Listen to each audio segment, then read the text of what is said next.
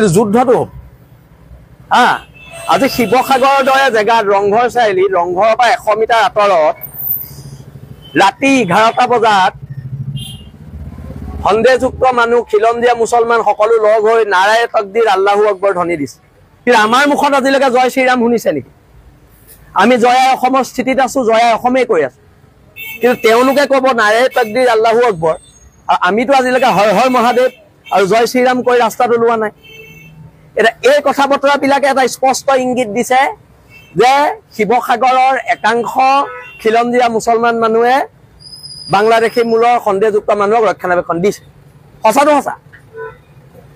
আহক আমাৰ গোটেই প্ৰত্যেক ফুকন নগৰ মেলাচকৰ গণপতি মই নিজেই যাম এক ঘৰ মানুহৰ পিছফালে হিন্দু বাংলাদেশী আছে নি আপোনালোকে দেখুৱাই দিয়ক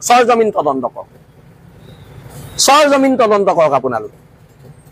যেতিয়ালৈকে আমি হিন্দু বাংলাদেশী বিৰোধ কৰি আছিলো মাৰোৱাৰী মানুহৰ বিৰোধ কৰি আছিলো বেংগলী মানুহৰ বিৰোধ কৰি আছিলো বিহাৰী মানুহৰ বিৰোধ কৰি আছিলো তেতিয়ালৈকে আমি জাতীয়তাবাদী